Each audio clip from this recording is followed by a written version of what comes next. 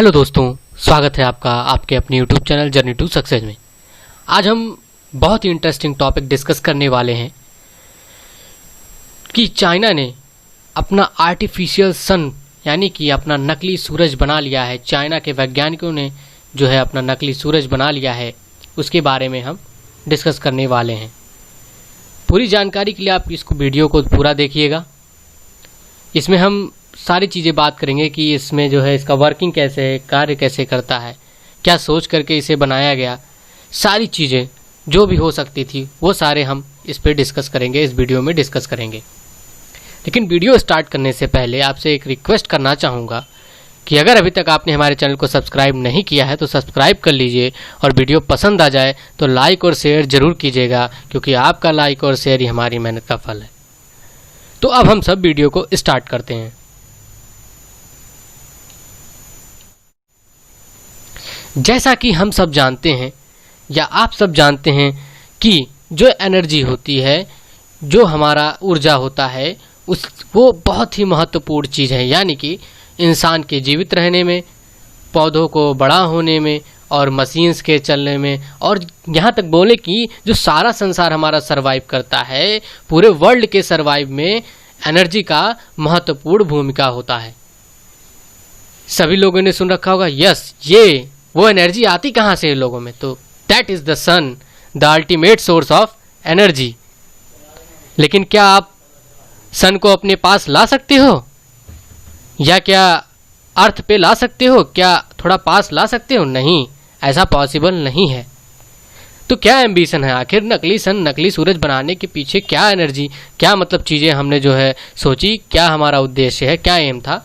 तो हमारा एम्बिशन, हमारा एम ये था कि एनर्जी की प्रॉब्लम्स को सॉल्व करना, ऊर्जा से संबंधित जो भी एनर्जी रिलेटेड जो भी प्रॉब्लम थे उसको सॉल्व करना, ताकि हम ज़्यादा से ज़्यादा एनर्जी और लंबे समय तक के लिए प्रोड्यूस कर सकें।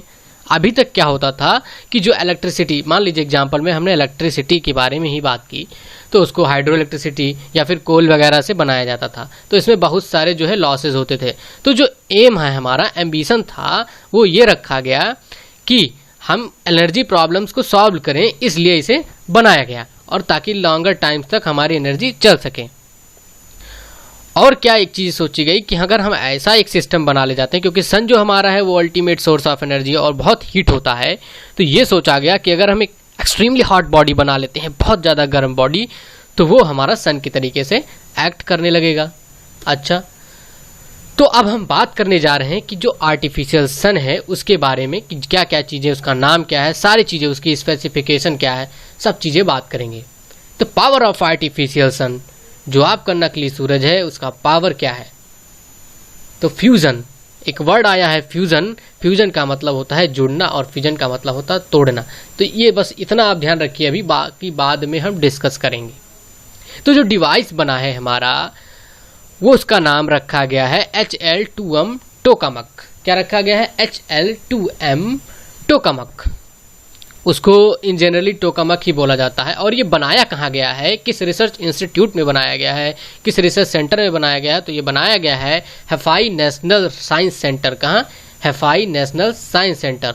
और इस प्रोजेक्ट पर 2006 से ही कार्य किया जा रहा था। कब से? 2006 से ही। और ये सारी बातें बताई किसके द्वारा गई कि भाई हमने जो है आर्टिफिशियल सन तैयार कर लिया गया है, तो ये डुआन ज़ुरू के द्वारा बताया गया है। कौन है? जो साउथ वेस्टर्न इंस्टीट्यूट है फिजिक्स का, उसके हेड हैं, और इस प्रोजेक्ट में भी इन्होंने काम किया है।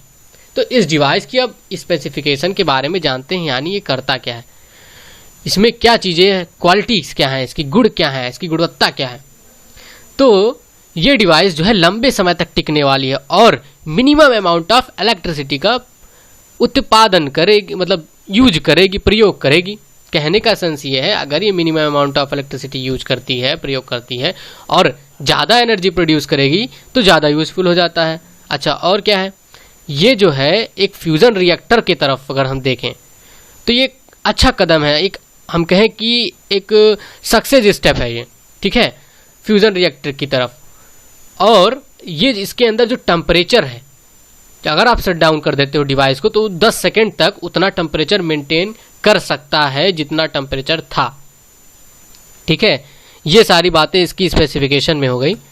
और क्या है कि ये कितना टेम्परेचर टोटल कर सकता है, तो 100 मिलियन डिग्री सेल्सियस, कितना 100 मिलियन डिग्री सेल्सियस से भी ज़्यादा टेम्परेचर इसके कोर में हो सकता है, जो कि 6 गुना ज़्यादा है किससे, सन के कोर में जितना टेम्परेचर होता है उससे 6 गुना ज़्यादा है। और सबसे बड़ी बात इसकी ये है कि ये इको फ्रेंडली है, किसी भी तरीके से नुकसान नहीं पहुंचाएगा ये इन्वायरमेंट को, क्योंकि आप कोल से देखिए जब एनर्जी प्रोड्यूस करते हो तो काफ़ी सारे फ्यूल्स वगैरह निकलते हैं, ऐसे होते हैं, तो सब कई तरीक़ों से जो है हार्मफुल होते हैं, पॉल्यूशन फैलाते हैं। लेकिन ये अच्छी बात इसकी ये है कि ये इको फ्रेंडली है और इसमें magnetic field with super conducting की प्रॉपर्टी यूज की गई है। सारे प्रॉपर्टी, सारी चीज़ें हम बात करेंगे, बस वीडियो को आप देखते रहिए लास्ट तक। ये हम कहें कि ये डिज़ाइन क्या सोचकर किया गया कि जो न्यूक्लियर फ्यूजन प्रोसेस होते हैं सन में, सूरज में और स्टार्स में और तारों में, कि जो इनफाइनाइट एनर्जी आती है कहाँ से आती है, सन से, और स्टार्स में न्यूक्लियर फ्यूजन होता है, न्यूक्लियर फ्यूजन होता है, सॉरी फ्यूजन नहीं, फ्यूजन, दोनों में डिफरेंस है, फ्यूजन होता है, वहाँ से आती है। तो हुआ क्या, तो ये चीज़ें उनके दिमाग में आई कि अगर हम ऐसा आर्टिफिशियल सन बना ले जाएं तो न्यूक्लियर फ्यूजन हम भी कर सकते हैं और वहाँ से कई सारे जो क्लीन एनर्जी है, बोले कि इको फ्रेंडली एनर्जी है, वो हम ले सकते हैं।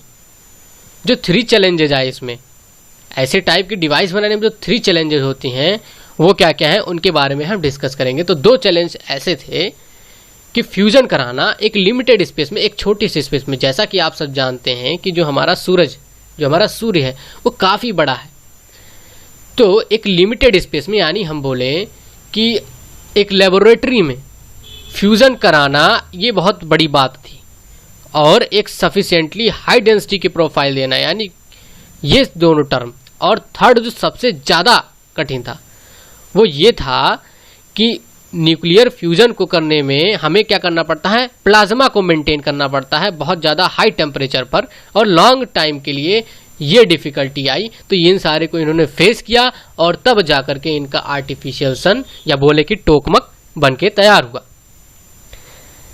अब जो हम बताने जा रहे हैं, अगर आप साइंस के स्टूडेंट हैं या कहें कि हम फिजिक्स के अगर आप स्टूडेंट हो, तो आपके लिए वो सारी चीज़ें बहुत इंपॉर्टेंट होगी। जो कोर ऑफ द सन है उसको 15 मिलियन डिग्री सेल्सियस माना जाता है। इसका मतलब ये है कि जो आयन होता है उसके, मतलब डिवाइस के कोर का जो आयन है वो क्या है, लगभग 7 गुना बड़ा है किससे, सन के कोर से। सन के कोर का अगर हम देखें आयन, तो उसके कोर से जो डिवाइस के कोर का आयन है वो 7 गुना बड़ा है। कह रहे हैं कि अगर सब कुछ प्लान के मुताबिक चलेगा तो ये न्यूक्लियर फिजन एक फिजिबल एनर्जी ऑप्शन आ जाएगा अर्थ पर, मतलब है कि ये भी एनर्जी न्यूक्लियर फ्यूजन के द्वारा हम प्राप्त कर सकेंगे। अच्छा, और क्या बातें की गई इसमें कि अगर मान लीजिए आपको लिमिटलेस, मतलब एक हम बोले कि लिमिट में क्लीन एनर्जी हो भी चाहिए, जो अर्थ के हम कहें इन्वायरमेंटल कंसर्न के रिगार्डिंग देखा जाए तो ये ज़्यादा हेल्पफुल था। जैसे हमने अभी बात किया ना कि इसके उसमें बात किया हमने स्पेसिफिकेशन में, तो उसके लिए भी ये इंपॉर्टेंट हो जाता है। अब थोड़ी सी बातें हम इसकी वर्किंग चूंकि जानने जा रहे हैं, तो वर्किंग जानने से पहले, क्योंकि सन से रिलेटेड ये डिवाइस है हमारा, तो सन के बारे में जानना जरूरी होता है और ये फिजिक्स के पॉइंट ऑफ व्यू से भी बहुत इंपॉर्टेंट है, तो इसको देखिएगा जरूर। सन के बारे में क्या कहा जाता है, सन को जो साइंटिस्ट हैं हमारे यहाँ के फिजिसिस्ट हैं वो क्या मानते हैं कि ये बेसिकली मूल रूप से क्या है, एक प्रेशर कुकर है। प्रेशर कुकर होता है ना सबके घर में, उसमें खाना पकाते हैं, चावल दाल वगैरह वगैरह जो भी चीज़ें पकाते हैं, तो साइंटिस्ट इसे क्या मानते हैं, एक प्रेशर कुकर। कहते हैं कि जो सन हमारा है वो एक बेसिक एलिमेंट है हमारा यूनिवर्स का, कौन सा है, हाइड्रोजन। उसको पकाता है एक इनफ हीट, पर्याप्त गर्मी के साथ, पर्याप्त टेम्परेचर के साथ और डेंसिटी दे करके हाइड्रोजन को पकाता है। और हाइड्रोजन एटम क्या होते हैं, मर्ज हो जाते हैं और फिर फ्यूजन होता है, और ये जो है एनॉर्मस अमाउंट ऑफ एनर्जी, यानी हम कहें पर्याप्त मात्रा में एनर्जी, ऊर्जा उत्पन्न करते हैं, क्रिएट करते हैं, प्रोड्यूस करते हैं। एक्चुअली वो कितना एनर्जी प्रोड्यूस करता है, तो 4 million times more energy than, अगर आप कोल, हम बोले कि कोयला या फिर गैस जला करके जितनी एनर्जी आप प्रोड्यूस करोगे उसका 4 मिलियन गुना ज़्यादा एनर्जी उसके कोर में, अर्थ के सन के कोर में जो हाइड्रोजन का फ्यूज़न होता है उसके द्वारा प्रोड्यूस होता है। लेकिन ये जो कुकर है हमारा सन, ये बहुत स्पेशल है क्योंकि ये बहुत हॉट है और पैक्ड होता है। ये हम देखें अगर तो इम्पॉसिबल है कि अगर आप सूर्य की तरह एक कुकर अर्थ पर बनाना चाहो तो ये इम्पॉसिबल है, ठीक है। तो कोई भी अर्थ मटेरियल, क्योंकि कोई भी जो आपके अर्थ मटेरियल हैं वो उतने हाई टेम्परेचर और प्रेशर पर नहीं रह सकते हैं, क्योंकि अर्थ के कोर में जो भी मटेरियल्स सन के कोर में जो भी मटेरियल्स होते हैं वो उतने ज़्यादा हाई टेम्परेचर और प्रेशर पर जो है उसमें रह सकते हैं, उसका उनकी कैपेसिटी ज़्यादा है। लेकिन अर्थ पे कोई भी मटेरियल आप ऐसा नहीं देखोगे जो काफ़ी ज़्यादा टेम्परेचर और प्रेशर, यानी हम बोले कि 100 मिलियन टेम्परेचर एंड प्रेशर उससे ज़्यादा पे नहीं रह सकते थे, इसलिए इम्पॉसिबल था। अब वर्किंग कार्य कैसे करेगा, तो टोकामक इस डिवाइस का नाम है, सभी ने जाना। ये क्या करेगा, हाई कहें कि बहुत स्ट्रांग मैग्नेटिक फील्ड जनरेट करेगा। इसका मतलब क्या है कि जब कोई मटेरियल आप कोर में रखोगे, कोर में इसका टेम्परेचर कितना होगा, 100 मिलियन डिग्री सेल्सियस से भी ज़्यादा होगा इसका टेम्परेचर। तो जब कोर में रखोगे, हीटिंग दोगे आप, और ये मशीन क्या करेगा, स्ट्रांग मैग्नेटिक फील्ड आपका निकालेगा किनारे से। तो ये क्या होगा, जो आपका हाई टेम्परेचर पर जो आपका मटेरियल होगा वो प्लाज्मा बन जाएगा। क्या बन जाएगा, प्लाज्मा। और जो इलेक्ट्रॉन होंगे, क्या होंगे, इलेक्ट्रॉन होंगे, वो आपके एटम से दूर जाने लगेंगे और क्या होंगे, फ्री चार्ज पार्टिकल्स बन जाएंगे। क्या बन जाएंगे, फ्री चार्ज पार्टिकल्स। जैसे हम एक आपको थोड़ा सा ड्राइंग के समझाना चाहेंगे, देखिएगा। मान लीजिए कि ये जो है आपका डिवाइस हो गया, क्या हो गया, ये आपका डिवाइस, ये आपका हो गया कोर। क्या हो गया, कोर हो गया। अगर ये कोर है आपका, तो यहाँ पे जो टेम्परेचर होगा वो कितना होगा, वो टेम्परेचर आपका हो जाएगा 100 मिलियन, कितना, 100 मिलियन डिग्री सेल्सियस से 100 मिलियन डिग्री सेल्सियस से ज़्यादा टेम्परेचर होगा। अब क्या होगा, ये जो डिवाइस है आपका, जो टोकामक है, इसमें क्या होता है, मैग्नेट्स लगे होते हैं और ये क्या करेगा, आपका मैग्नेटिक फील्ड जनरेट करेगा और हाई मैग्नेटिक फील्ड जनरेट करेगा। जब यहाँ पे टेम्परेचर बढ़ता जाएगा धीरे धीरे कोर में, क्योंकि टेम्परेचर यहाँ का बहुत ज़्यादा है, तो फिर क्या होगा, यहाँ पे जो मटेरियल यहाँ पे रहेगा हीट होगा हाई टेम्परेचर पर, और वो क्या हो जाएगा, प्लाज्मा बन जाएगा। और जो इलेक्ट्रॉन है, अब देखिए, जैसे ये आपका मान लीजिए एटम है, ये आपका न्यूक्लियस पूरा एटम है, ये सब ऑर्बिट्स हैं। जब आप हीट दोगे तो जो मान लीजिए एटम हो गया यहाँ पे, ठीक, तो आप होगा क्या, उनके पास एनर्जी आएगी, और एनर्जी आएगी तो एटम से इलेक्ट्रॉन जो है आपके क्या कर, इलेक्ट्रॉन जो है आपके वो एटम से दूर भागने लगेंगे, ठीक। जब दूर भागने लगेंगे, जैसा कि हम जानते हैं कि जो हीटेड मटेरियल आपका वो प्लाज्मा बन जाता है, और जो एटम जब दूर भागने लगेंगे तो जो यहाँ पे मैग्नेटिक फील्ड है ये अपनी तरफ से कन्फाइन करने लगेगा, इनको जो है फोर्स लगा करके कंबाइन कर देगा। और जब धीरे धीरे इनको, जब जो एटम भाग रहे थे उनको इकट्ठा करना ये शुरू कर देता है, तो यहाँ पे क्या होता है, डेंसिटी जो है, किसकी डेंसिटी, प्लाज्मा की डेंसिटी ज़्यादा हो जाती है। क्या हो जाती है, ज़्यादा हो जाती है। और जो मेन आपका मोटो था किसी भी न्यूक्लियर रिएक्टर को बनाने में, यही है कि प्लाज्मा की डेंसिटी, क्या चीज़, प्लाज्मा की डेंसिटी को ज़्यादा कर देना और प्लाज्मा को लॉन्ग टाइम तक, लॉन्ग ड्यूरेशन तक रखना। तो ये चीज़ें आपकी इसमें हो गई, क्योंकि ये डिवाइस था आपका, मैग्नेटिक फील्ड इसमें जनरेट किया, टेम्परेचर के कारण जो एटम्स भाग रहे थे उसने मैग्नेटिक फील्ड के द्वारा ये कन्फाइन हो गए सारे एटम्स, आपका काम हो गया, प्लाज्मा हाई डेंसिटी में जो है इकट्ठा हो गया। अच्छा, जो आर्टिफिशियल सन का जो प्लाज्मा होगा, अब उसमें क्या क्या होगा, देखिए उसमें क्या होगा, क्योंकि इसने इलेक्ट्रॉन्स को कन्फाइन किया है, मतलब इलेक्ट्रॉन्स को इकट्ठा कर करके भेजा, जो इलेक्ट्रॉन्स भाग रहे थे, और कुछ आयंस भी होंगे। तो वो आयन वही है जो एनर्जी को जनरेट करेगा डिवाइस में। क्या करेगा, एनर्जी को जनरेट करेगा डिवाइस में।